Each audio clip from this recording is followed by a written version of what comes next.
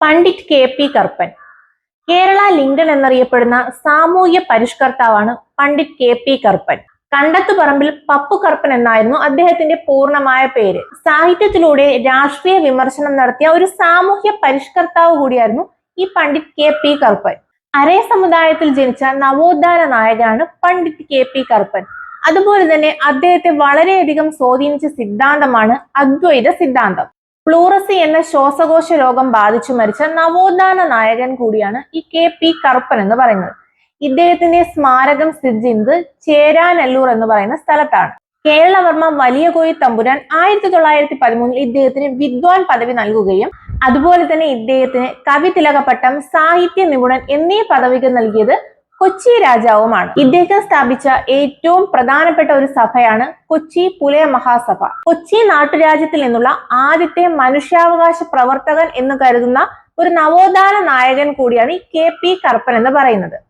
ഇങ്ങനെയുള്ള സാമൂഹിക നവീകരണത്തിനു വേണ്ടി പണ്ഡിറ്റ് കെ.പി. കറുപ്പൻ സ്ഥാപിച്ച പ്രാദേശിക സംഘങ്ങൾ അറിയപ്പെടുന്ന പേരാണ് സഭകൾ എന്ന് പറയുന്നത്.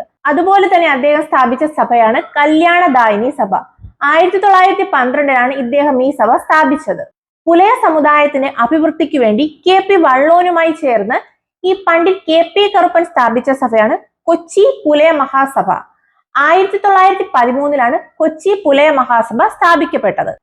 എന്നാൽ ഇദ്ദേഹം അരയ സമാജം സ്ഥാപിച്ച വർഷം 1907.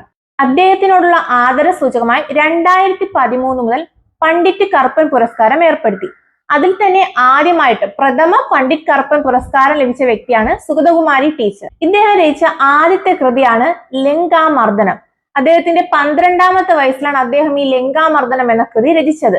എന്നാൽ ജാതി വ്യവസ്ഥയും തൊട്ടുകൂടായ്മയും ചോദ്യം ചെയ്യുന്ന മലയാളത്തിൽ തന്നെ ആദ്യത്തെ പുസ്തകമായ ജാതിക്കുമ്മി അദ്ദേഹം രചിച്ചത് അദ്ദേഹത്തിന്റെ 19ാമത്തെ വയസ്സിലാണ്. 1904 ഇദ്ദേഹം ഈ ജാതിക്കുമ്മി എന്ന ഗ്രന്ഥം രചിച്ചത്. അദ്ദേഹത്തിന്റെ സാഹിത്യ രചനകളിൽ വളരെയധികം ശ്രദ്ധിക്കപ്പെട്ട ഒരു കവിതയാണ് ഉദ്യാനവിരുന്ന്. അതുപോലെ തന്നെ ചട്ടമ്പി സ്വാമികളുടെ മരണത്തിൽ മനംനൊന്ത് അദ്ദേഹം രചിച്ച കൃതി ഏതെന്ന് ചോദിച്ചാൽ അതാണ് സമാധി സപ്താഹം. ഇതുപോലുള്ള ഡെയിലി PSC അപ്ഡേറ്റ്സിനെ ഈ പേജ് ഒന്ന് ഫോളോ ചെയ്ത് വെച്ചോളൂ.